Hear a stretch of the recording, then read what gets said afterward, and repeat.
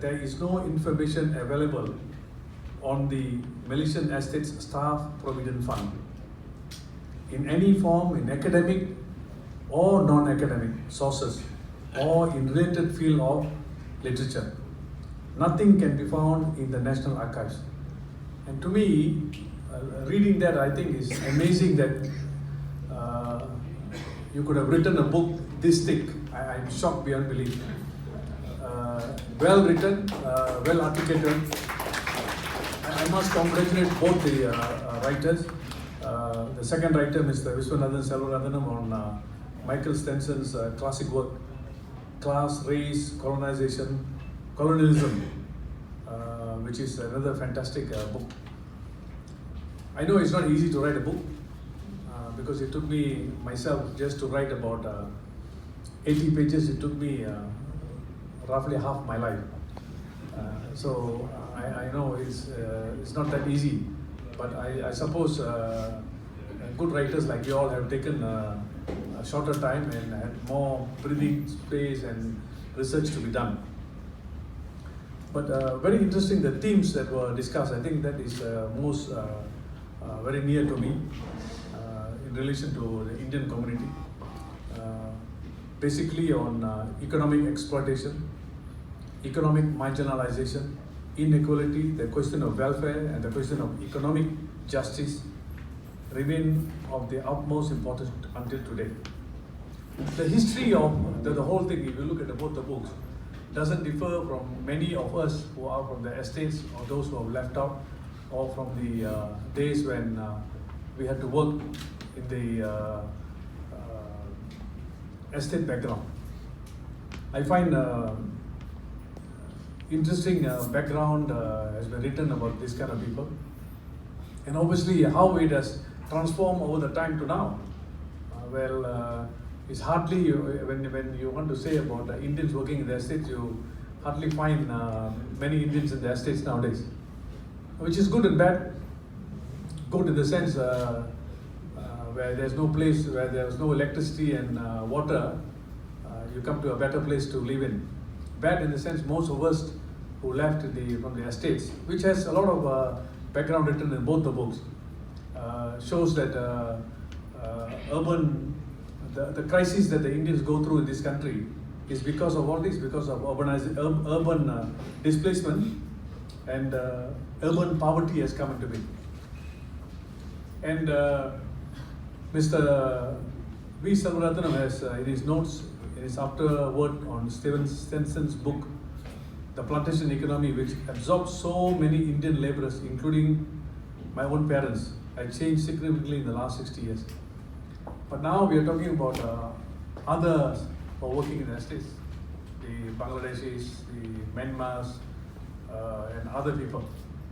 And I think at the end of the day, the situation of wages is a very pertinent matter.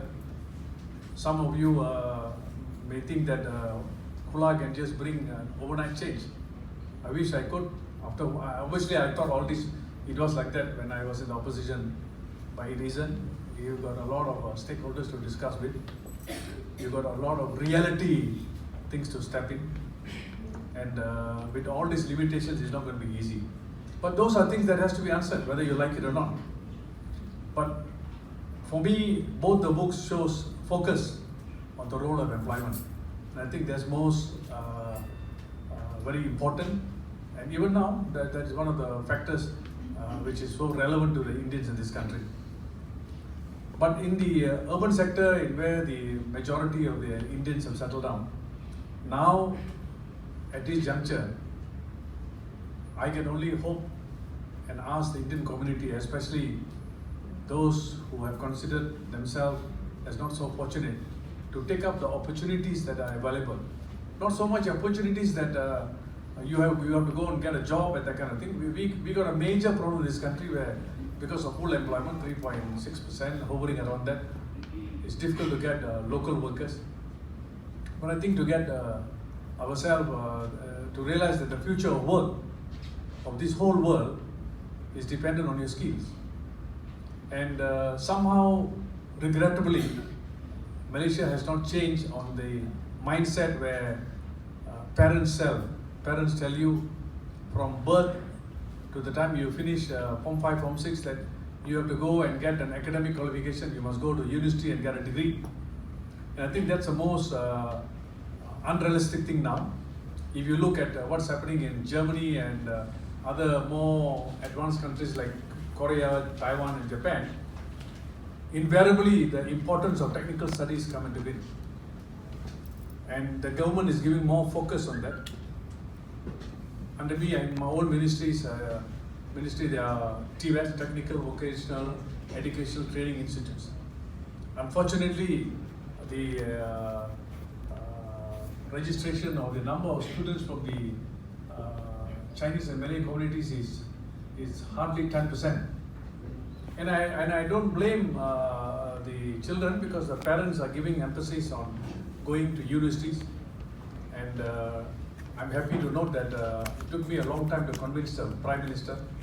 Finally, he has agreed that there must be a re-look at the whole focus of this government as to whether academic qualifications and those who are studying in humanities and all that can complement to the growth of the economy. Yes, we require those kind of people, but not in the quantum that we have now. It should be reduced, and he has agreed. And in fact, in the coming budget, I think there will be substantial change and move on to greater investments in workers, and especially the need to go and skill, reskill and upskilling. And this is one of the bases which we want to do our push. I am also compelled to say that I look at the way both the books have written. The focus on world welfare has been paramount. And I am also very grateful that over the time, the Malaysian Indians had this little bit of advantage of unions, one way or the other, state bodies and civil society, and in particular like National Land Finance, which has helped many people. I'm proud to say that I became a lawyer because I took a loan to study from National Land Finance. If not for National Land Finance, I don't think I would have finished my studies. I want to thank Dato who helped me personally, and many Indians in this country. And in this context, I want to recall the great lawyer Veerasamy, who died at a very young age in Ipoh. I'm not from Ipoh, my hometown is Sitiawan. When I went to Ipoh, I saw this Jalan Veerasamy. Wondering which Veerasamy is this fellow? I know there's one fellow running a coffee shop in Buntong. I thought that Veerasamy. But by the time I wanted to ask him many years, he has already passed away, so I couldn't confirm with him. But then I realized there was a book written about Veerasamy. This Veerasamy was a great lawyer who articulated specifically for estate workers all around the country. He was at one time a member of the Legislative Assembly.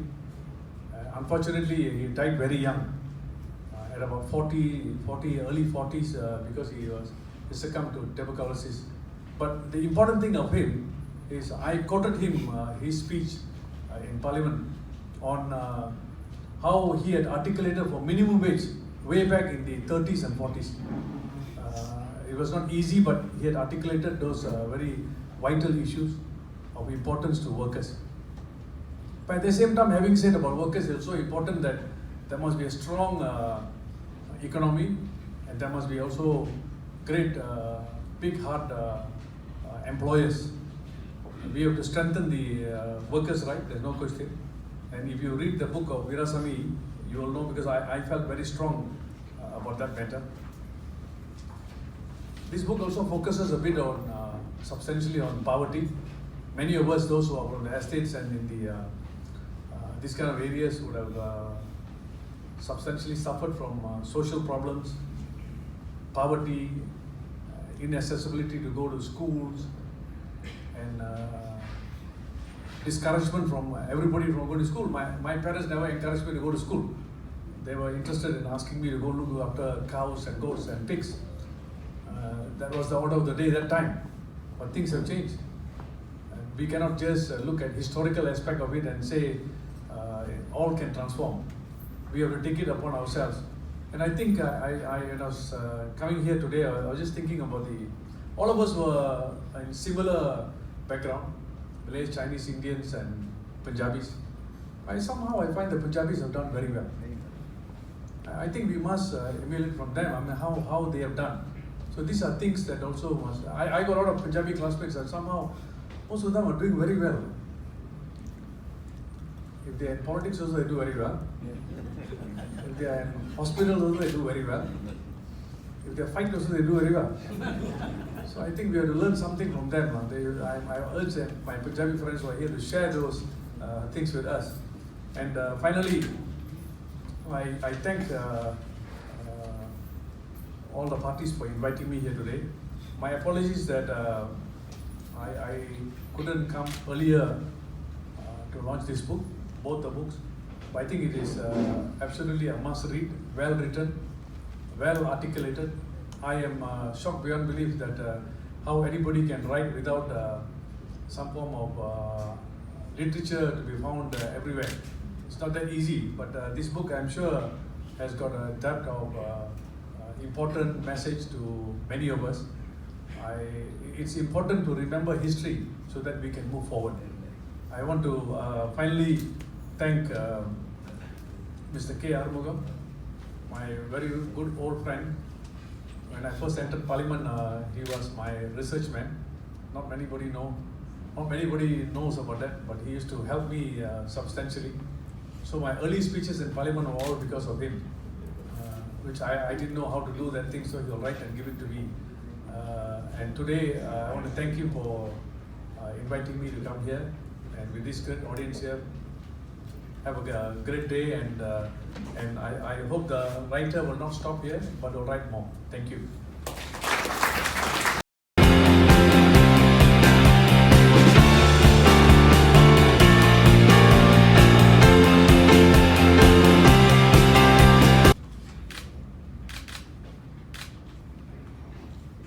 Thank you, everyone.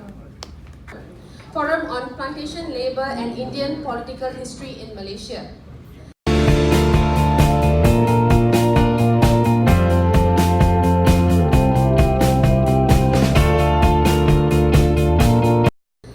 We have three panelists to share their viewpoints, and let me introduce the moderator.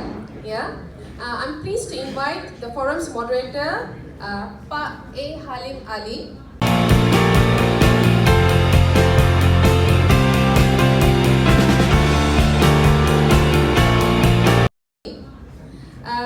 He is just hold on. Pak A.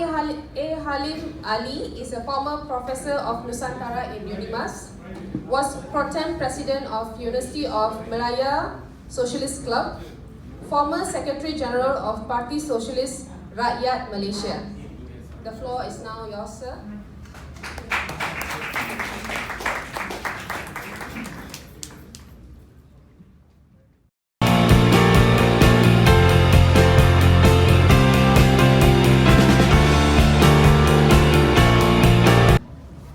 Ladies and gentlemen, the two books launched by Minister Kulasegaran can be a backdrop to our forum today, even if they are only tangential to our discussion.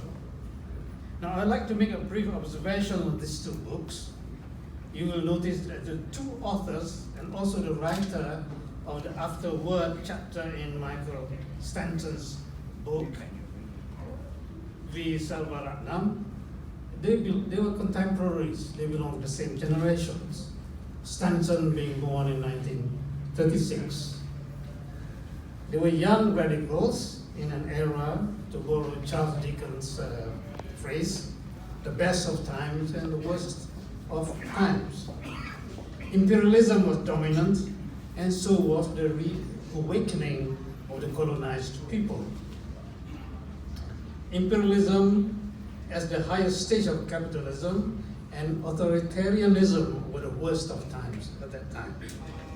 The social and intellectual environments are reflected in their writings, and of course with different intensity. Political economy was their choice.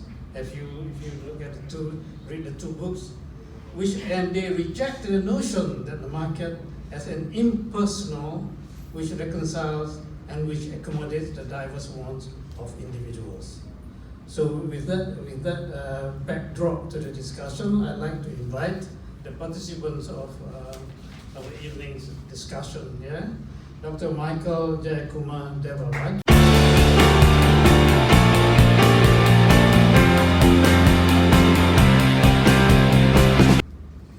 Dr. Michael Jeyakumar Devaraj is a prominent member of Parti Socialist Malaysia and a former member of Parliament for Sungai Siput from 2008 to 2018. Please. A medical doctor by training, is author of numerous books on politics and social justice in Malaysia. Mr. Jeyakumar, Michael Jeyakumar. Now I'd like to invite Professor Abdul Embong to the stage. Rahman, please.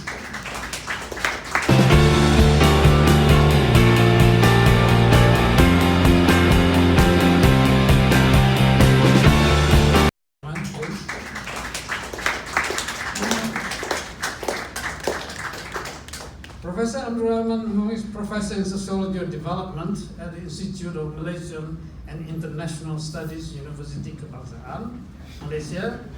He was President of the Malaysian Social Science Association between 2000 and 2010, a good decade. He's author of State-Led Modernization and New Middle Class in Malaysia, published in 2002. Mr. Rahman.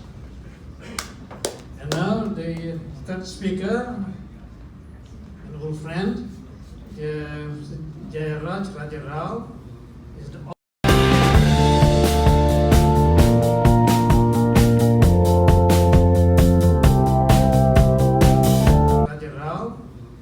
author of the Malaysian Estates Staff Provident Fund and the Legacy of Madya, Origin, Development, and Contributions to the Natural Rubber Industry. For many years, he worked at the Rubber Research Institute of Malaysia.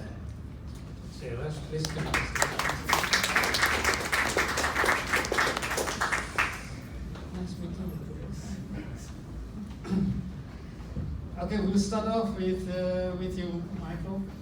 About 10 minutes. Yes. Thank you. Good evening to everyone. So I've given 10 minutes to start off. I think if you look at Malaysia, I'm supposed to talk about the plantation labor and Indian political history in Malaysia. If you look at the plantation sector, it is a major source of wealth for this country, from before independence and right up to now. Not so much now, but up to the 70s, 80s, it was first rubber and then later on oil palm. But it's quite a tragedy that the people working there, the hundreds of thousands of estate laborers, and through the whole process, remained poor. And a few of them were still about 100,000 Malaysians working on the estates. And they still remain with low wages, at the minimum wage, about 1,000, 1,200 a month. Most of them don't own houses, they have hardly any savings. So it is an issue of how come a sector that produced so much wealth, not only for this country but also for Britain, the people involved in it remain poor. It is a very important issue to conceptualize. And the problem is this issue has been papered over, has been confused. Even right now, even people from the World Bank, people from IMF will come and tell us that we are poor because our productivity is low. You guys are not well trained. That's why your wages are so low. But they never tell us why. Minimum wage here is 1,001. Our cleaners in school, for example, are paid 1,001. A cleaner in a school in Australia is paid 10,000 Malaysian dollars. Why is the minimum wage in the US, in the European Union, so much higher than ours? When a factory moves from Silicon Valley and it comes into the same factories in Bayan the Pass, wages here are only about 1/6 or 1/8 of what the same work, the same productivity So it's not productivity, Something else is going on here. And what is going on basically is an unfair economic system where the imperial center for the last 300 years has been taking the surplus from the peripheries, including the colonies in Asia and Africa.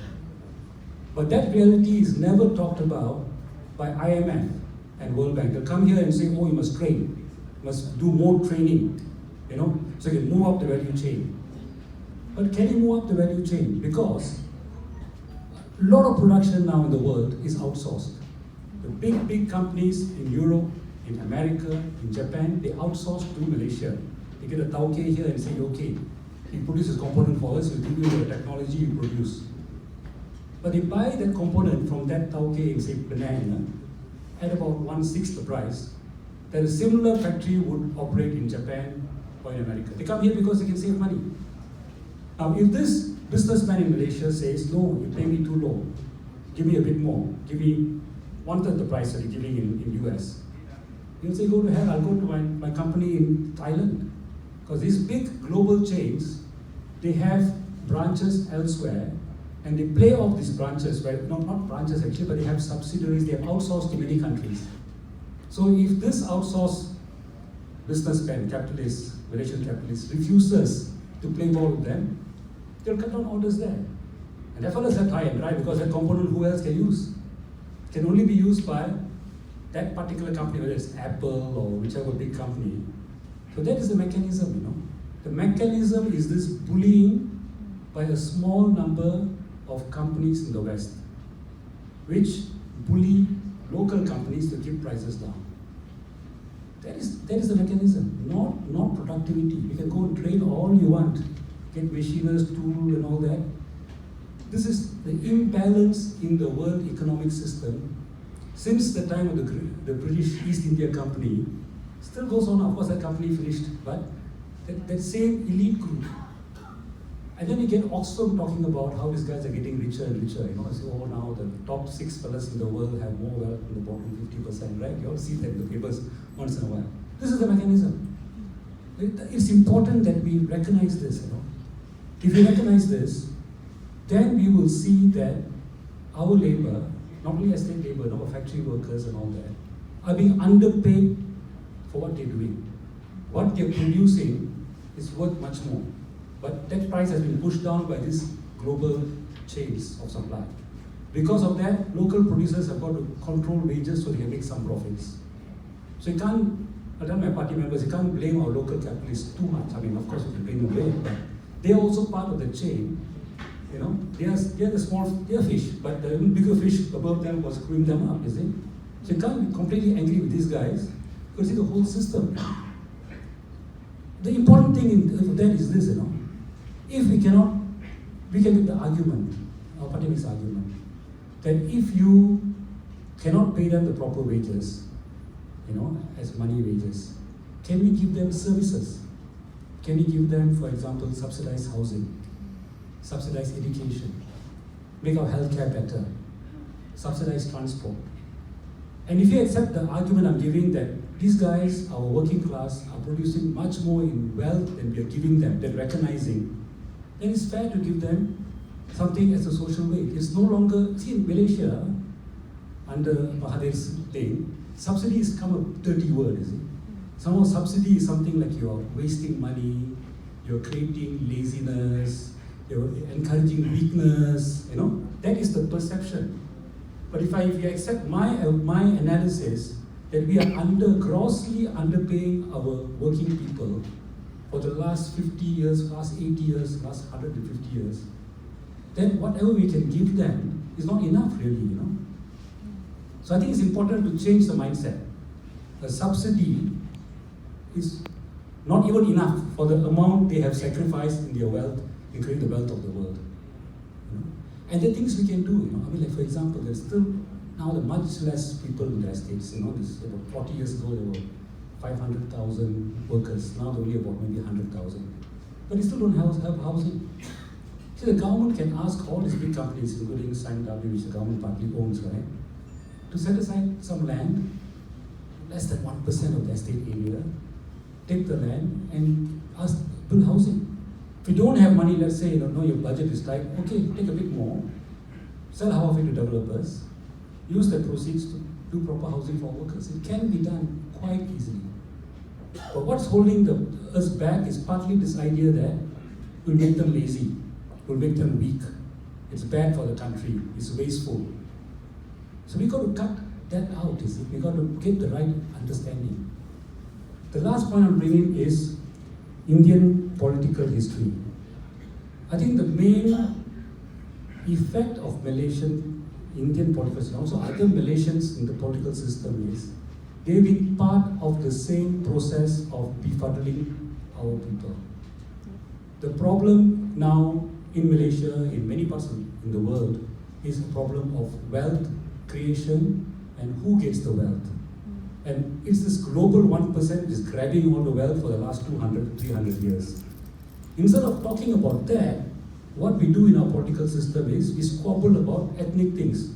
Oh, this quota not right, that quota not right, you're stepping on my language, you're stepping on my religion. So we actually, the political class in this country, for the last 50 years, is playing a very good role in turning people's attention away from the issue that really matters. And saying your enemy is the other ethnic group is taking too much, or he's insulting your religion, or he's doing, we are doing a circus, and this circus was started by the British. Because in the 40s, in the late 40s after the war, there was a multiracial coalition that called out the British. We had Postaman, for example, Merdeka dengan Darah, he's saying that the white man should go, we should take the wealth of this country and give it, share it and all that. And they had MTU, they had AMCJA, there's a multiracial coalition that was actually quite anti-imperialist, or was quite nationalist, independent, with the British hatred, right? They put Postaman in jail before they outlawed the Communist Party, right? Postaman in jail, I think, in 47. So they basically broke that leftist analysis, which called out the imperial powers and said, you guys are the guys making us poor. And they fostered an ethnic-based kind of political discourse in this country. Ethnic-based parties were given positions, were given place, were given scope to grow. Class-based parties were hammered on the head, put in detention, driven underground, and ultimately crushed. And so this is the problem we have in Malaysia. Not only Indian politics, but also I think Malay politics and Chinese politics is quite pathetic. Because what we are doing is not solving the problem. We are helping World Bank and IMF obfuscate the issue. Show that, they are telling us you are poor because you are not productive. That is their main thing. So they don't tell the truth, is it? Because World Bank and IMF are set up to cover up what is going on in this world. And our political system goes along with that. Because we point racially.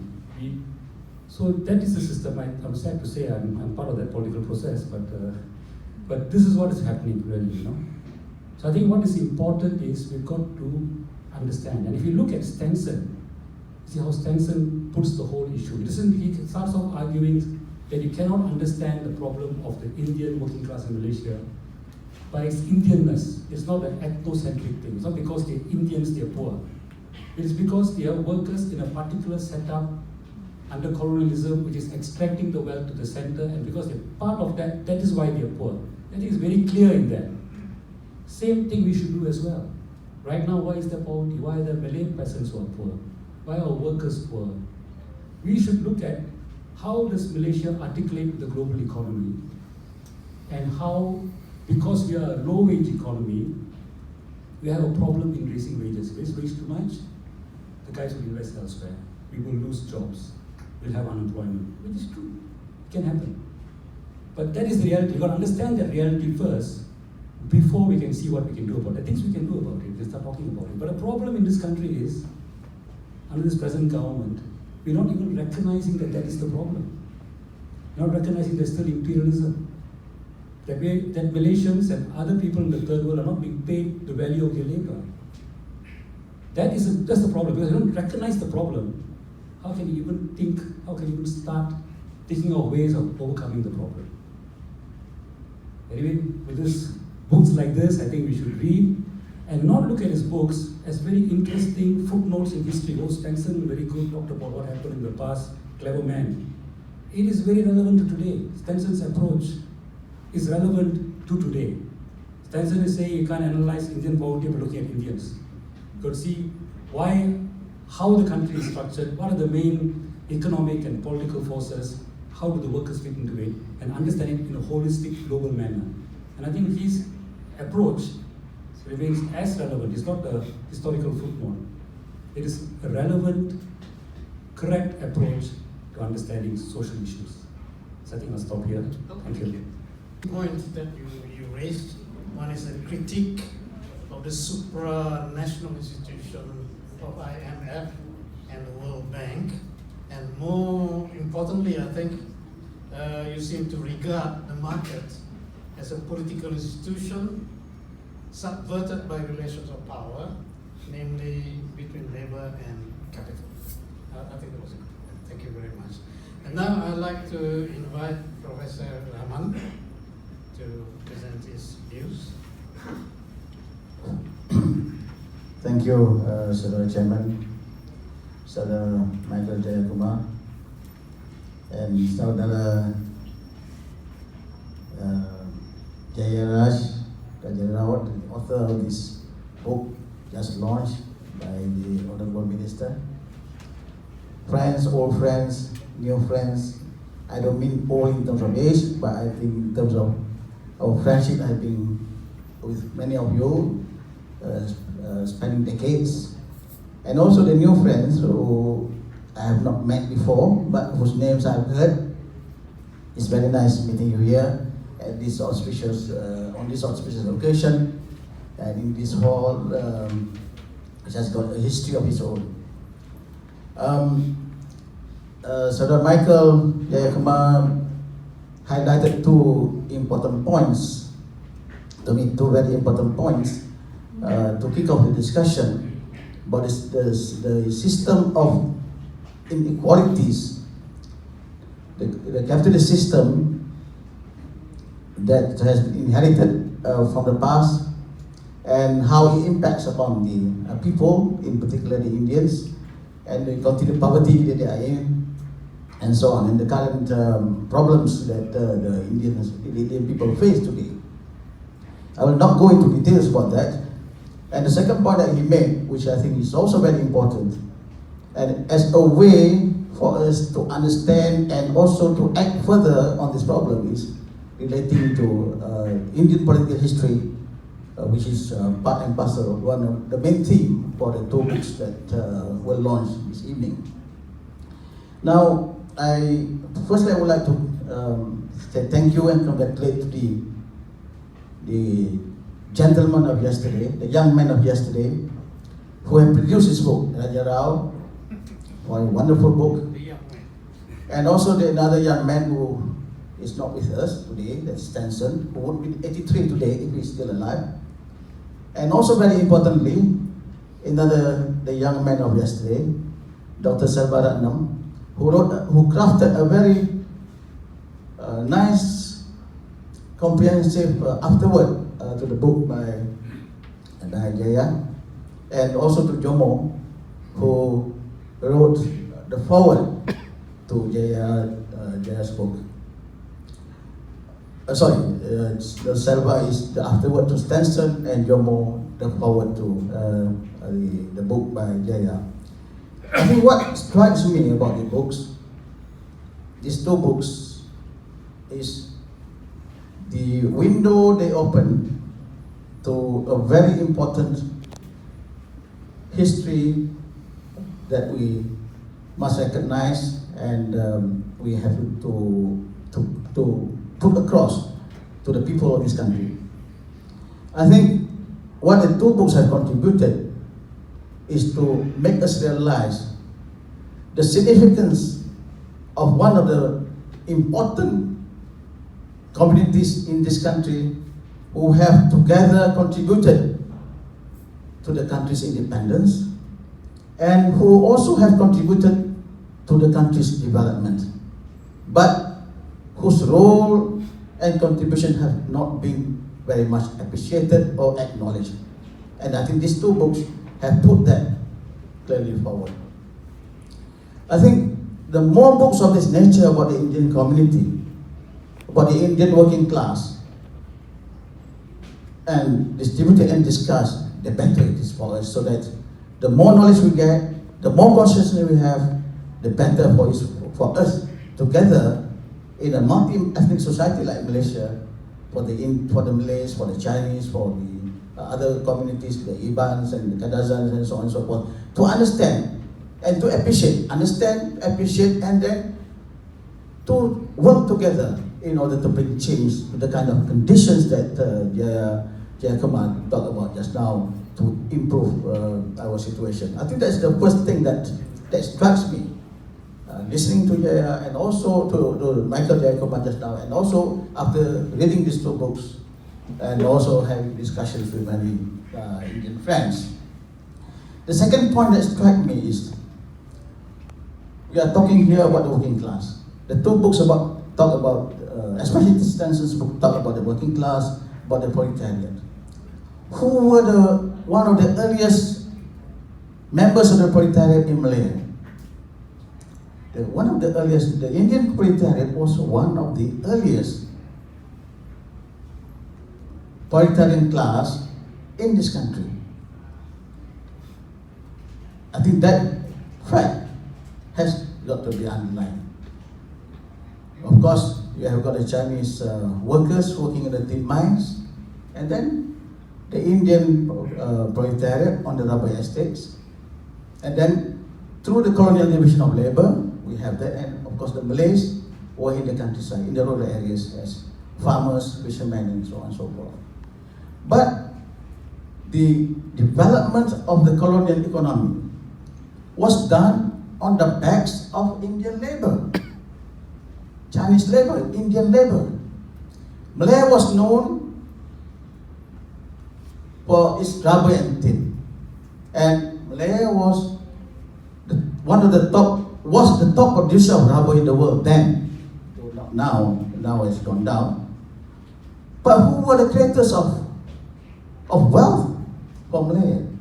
I mean, of course, the big capital would say it's theirs, but it is the workers, the proletariat, who produce the wealth for the big capital. Britain, the rubber and tin were the biggest dollar earner. Malaya was the biggest dollar earner for Britain, and the revenues, the income came mainly from rubber and tin. And it is the Indian proletariat, the workers on the rubber estates and so on and so forth, together with the others, who contributed towards that. And that has got to be very much appreciated, despite the fact that we are more than 60 years independence and so on, that the conditions of the large number of the Indians have not really improved. There's something that we have got to them. I would say that these are the unsung heroes who have contributed so much to the country's economic and political development, and that this story has got to be told so that people understand that though the Indian community is a minority community, but it is a very significant minority community that have played their big roles together with the Malays, with the Chinese, and with the others for the country's independence and for the country's national development. Now, the third point that I would like to say about the significance of this discussion and the books that have been that were launched just now is the fact that knowing more, having more knowledge about the Indian community as much as about the other communities will help us to think through, discuss, and come to some kind of consensus about the new Malaysian national narrative in order to go forward. History is important, very true. I mean, the two books have shown this. The minister also said just now that we have to learn from history. Those who don't learn from history are bound to repeat the mistakes made in history. And learning from history will enable us to draw some useful lessons about what kind of new Malaysian national narrative that we should have in order to move forward. How the people of various ethnic groups here, in this particular regard, the Indian friends, in this endeavor in order to move forward. Now, how much time I have left? No. Well, 5 minutes, okay, thank you. Plenty of time, 5 minutes, okay. Now, I would like to draw a few points from the two books and to show their relevance, though they are based on history, but to show their relevance to the present and to the future. I think taking Stenson's book on class, race, and colonialism, I would like to mention 3 points. First is, of course, the framework of analysis, which is about imperialism and colonialism, about using the framework of metropolitan center and the satellites, that development and underdevelopment are two sides of the same coin. I think Selva highlighted that point in his afterword. I think Jeyakumar, Michael highlighted just now, that development of the metropolitan areas creates underdevelopment in these peripheries. It created winners and losers.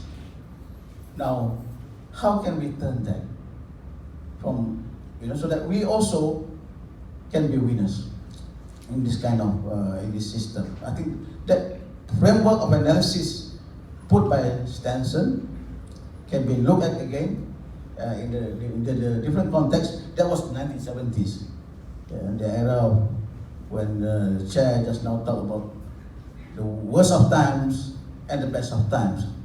The worst of times is imperialism, colonialism. The best of times is the camaraderie, the sense of solidarity among the people who fought against these evil forces. Now how do we strengthen that? So sense of solidarity of the people who fight against the forces of domination, the one who have been winning, so-called, throughout this history. That's the first point. The second point that we can draw from Stenson, and sorry touched upon by Michael, was the question of class and race, the intertwining between class and race. Now, we have been very much overwhelmed by the racial discourse or the ethnic discourse. And some scholars, some people talk about the ethnic paradigm or the race paradigm that has been dominating, being the dominant paradigm, in the dominant form of thinking that has shaped the kind of political discussions, discourse, and policies in this country. Now, to counter that, we have got the class analysis. And of course, this has been, the contestations between the two have been going on throughout history and even today.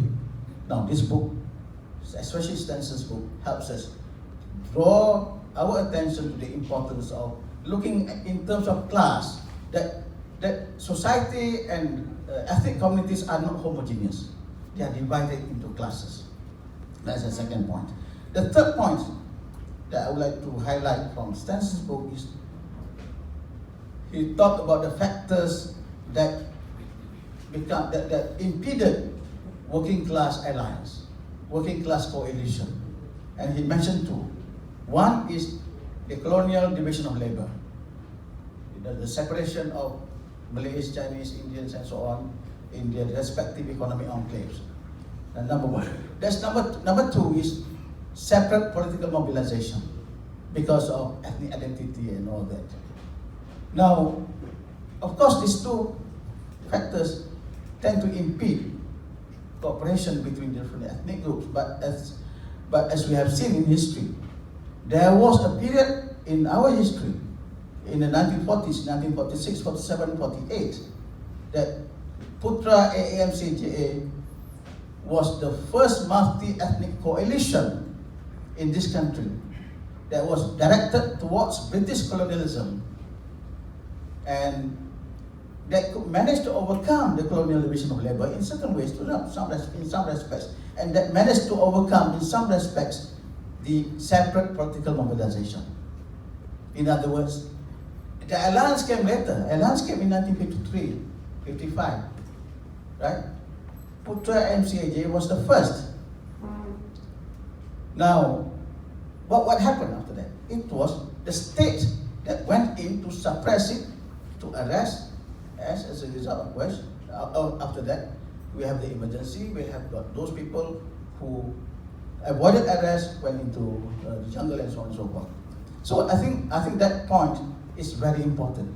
That the coalition, the multi-ethnic coalition, which is class-based, is very important. I think it's also very relevant today.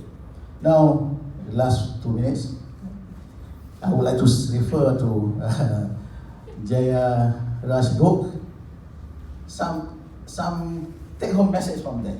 Jaya, not fair to you if I don't say that. Congratulations to you, 86, young man of 86 years old, producing a book of 424 pages long. It is a labor of love, I think, that led you to the production of this thick book.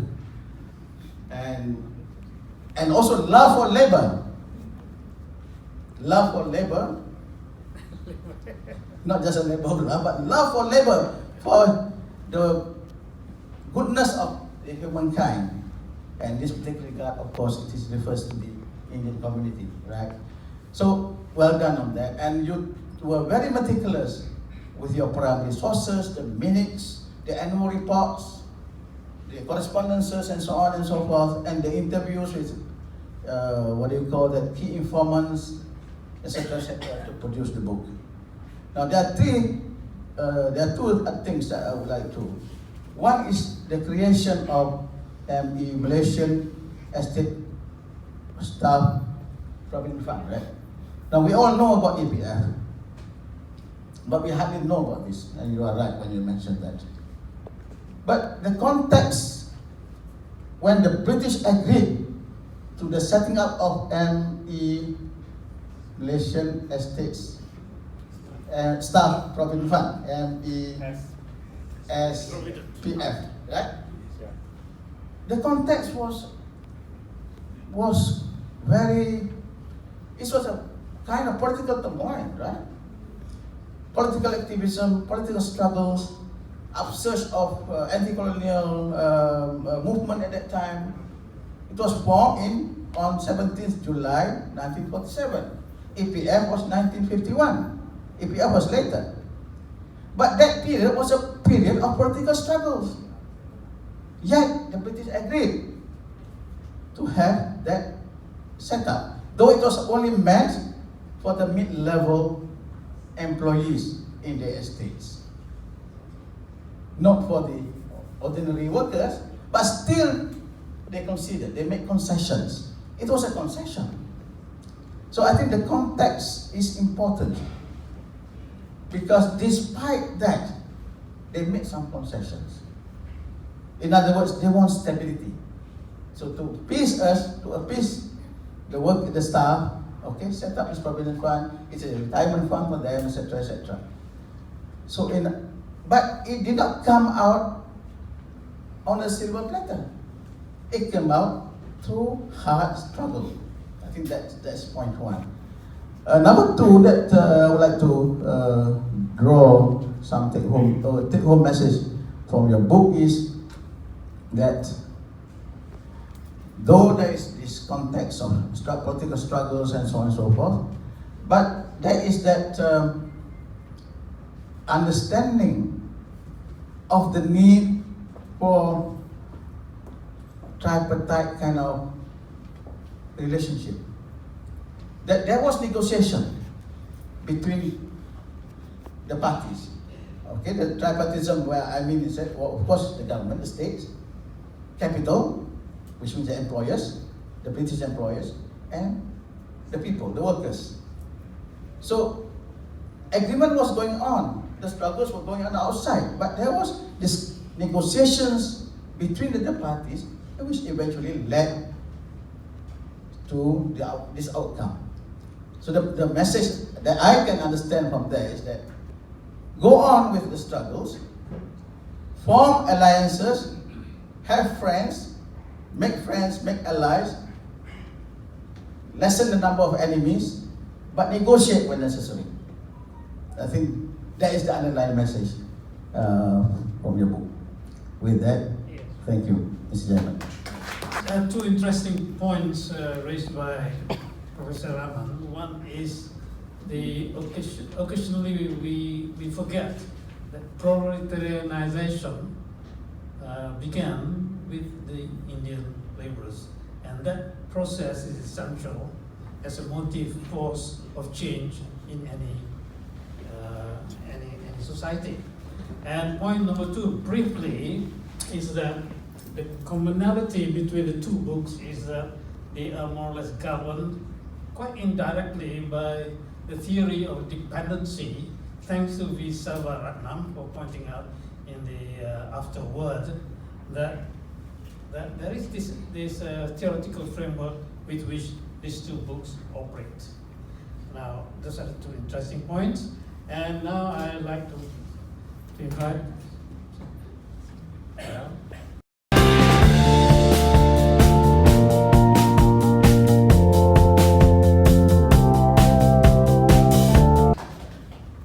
I think I can be loud enough because I have some physical defects and I can't really hold this phone. So, but if you really can't hear me, just put up your hand, I will shout.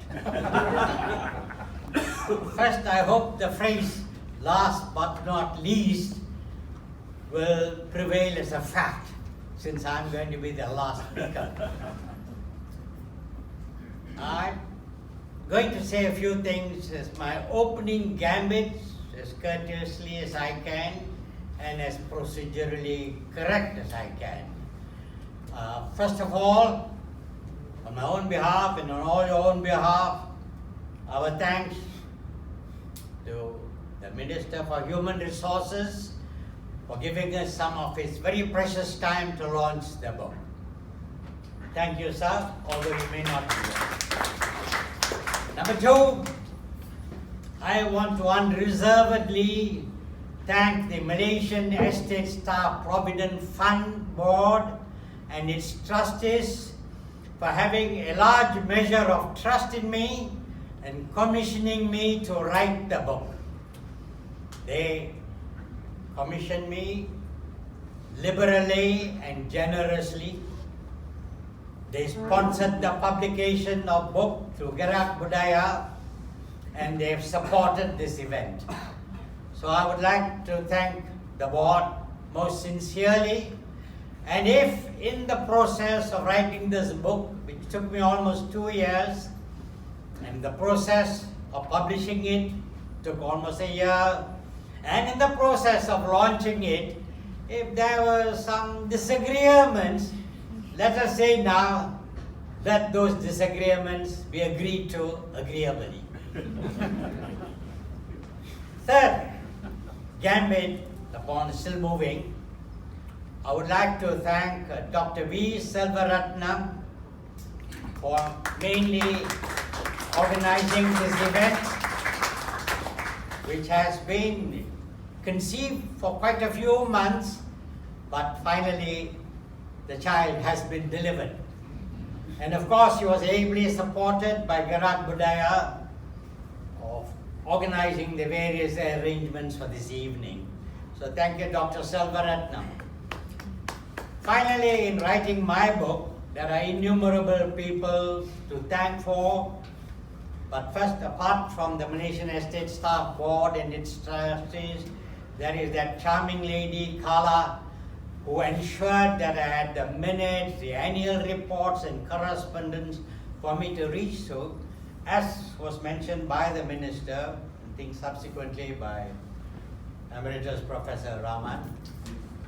There was no mention about MESPF, not even some of the books written by the Rubber Growers Association, headquartered in England, and actually having an indirect strong control over this MESPF.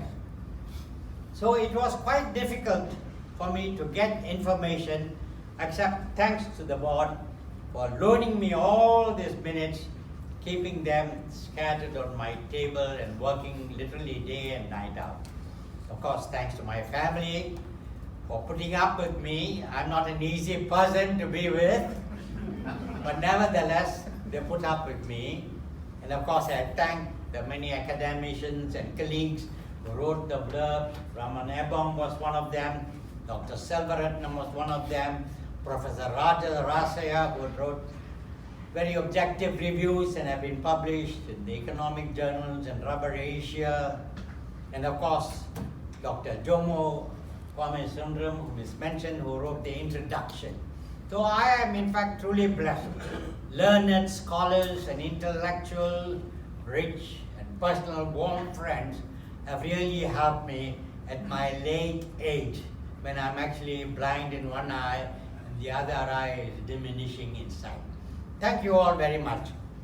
Now, I want to say very quickly, because time is very limited, a few things about Sanson's book. I repeat what all the others have said.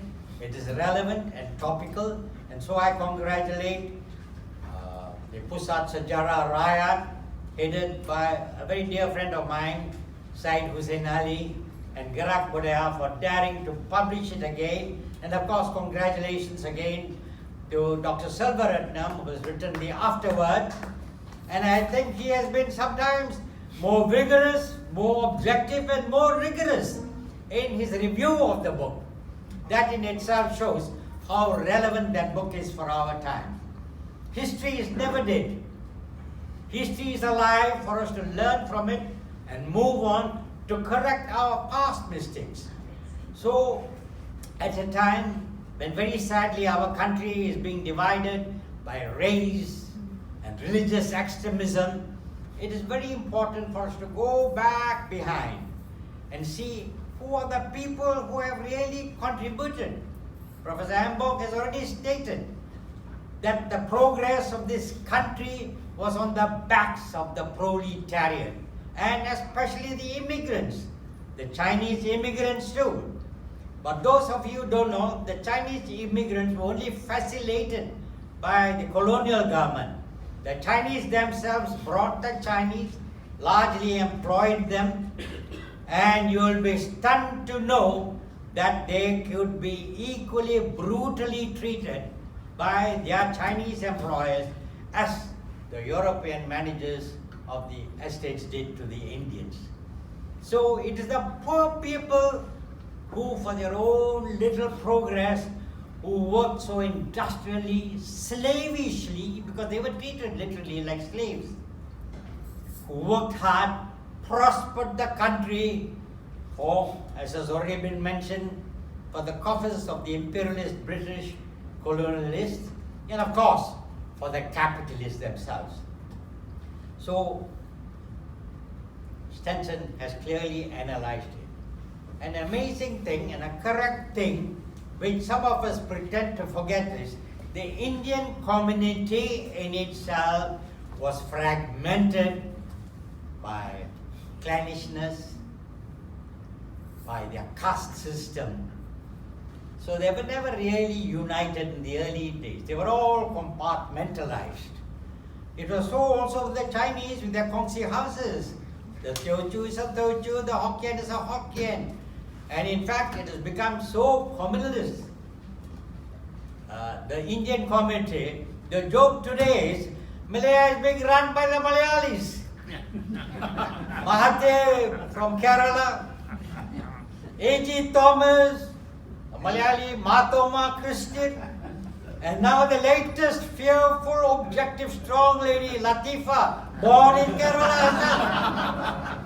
So you see, and still we have lively communal organization, Amma, the Malayali body, Telugu Association, Jaffna bodies, and so on. So on the outside, we all look one, united. But when you go deep into them, they still feel very proud that it's their community who have done the best. And if you study statistically the development of the Indians, you will find different sectors doing very well. You know, the Ceylonese have done extremely well, so have the Punjabis. The only people who have really suffered are the Tamilians. I remember my history professor telling me many, many years ago, one Indian, he becomes a saint, saying his mantras. 2 Indians are fighting with one another. 3 Indians, they'll form a union. And actually, many unions in the early days were formed by the Indians, guided and inspired by the MCP. So in the present day books, much of these things is not known because they brand the MCP, you know, as the worst body, the most brutal guerrillas and so on. Even the Malaysian Socialist Party, I think, took 20 years, I think, to be registered because our government thought they were communists. So anybody who leans left is a communist. So was I, branded as a communist and without a job for 7 years and so forth. So that's that. The unfortunate thing, which I'm sharing with you about Stenson's book is, that while he talks about the developments and the difficulties, he also mentions various committees, subcommittees set up by the colonial government to alleviate the problems that they were already beginning to witness and know as a fact, because India was already independent, so they had to do something to pacify the harassed and hounded Indian immigrant labor.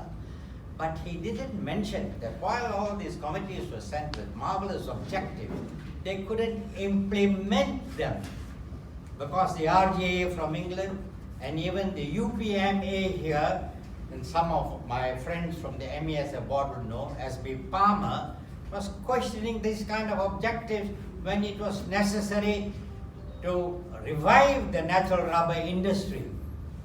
So he should have explained some of these ideals versus the acts, when the fine ideas never blossomed into good actions.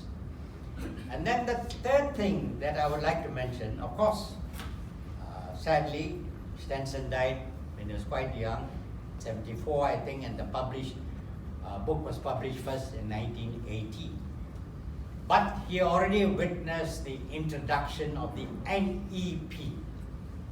And he mentioned it in a different wavelength, that largely the emergency rule and the NEP were introduced because of racial riots. But if you read the personal words and comments by the first Prime Minister Tunku Abdul Rahman himself, you will realize that it was an organized riot, pretending it was a riot between the Chinese and the Malays, when in fact they were trying to oust him. These are available in the newspapers, in some of the confessions by Tunku Abdul Rahman himself. So you see, Stenson did not elaborate it or discuss it very objectively. But nevertheless, he has recorded the whole development of the Indian community and the race and the class system with a lot of facts. Briefly, my own book, Embong has mentioned quite a bit. Although I have mentioned these things maybe too forcefully, too fearlessly, I wanted to grab the actual facts of the difficult situations that everybody went. So maybe the first 3 chapters are not directly relevant to the Malaysian Estate Staff Provident Fund growth and development. But I wanted to say the oppression of the poor people, of the weak people, has been there from time immemorial. Slavery was condoned by all civilizations and sadly by all religions too. And then again, exactly how the British became accustomed to exploiting the colonials to gain wealth for their own country, for their own coffers. And it so happened also to Malaysia. But the marvelous thing is, we shouldn't look at it too often and too obsessively from the point of view of race. My own view, I don't accept the concept of race. And scientists, doctors like James, there is no such thing as race. There's only one community, the human beings. And you see, in the Malaysian estate staff, it was the white men, the owners of estates, who wanted to set up a kind of a provident fund to help their workers of a certain category to enjoy their later life. Of course, some unionists protested because they were not given the details or it was not discussed with them. A Malayali by the name of Menon in particular. Then, of course, you had the workers. So you had the unions, the workers, and the white men all coming together at one point. And my question, which I have intermingled it, maybe you might consider propaganda, why can't we, Malays, Indians and Chinese, be united and make sure that our country progresses? Why should we still think about racial policies? Why did we have this useless NEP based on race and not on economics? And many things are still continuing based on race and religion. So, my book, although talking about the difficulties experienced, you see there are individuals, and that's the most important thing, not God somewhere up there, but the kingdom of God is within you. The trustees voluntarily manage this board. Why? To help working class fellows from the rubber plantations and later oil plant plantations. That is the kind of example that we must follow. Help one another. And if we can do it voluntarily, so much the better. So those are the kind of views I've shared. But the time being up, I shall stop now. And of course, you're free to ask me questions. So I would congratulate you all and urge every one of you always to think ourselves as human beings, caring for one another and working hard for the peace and progress and prosperity of Malaysia. Thank you.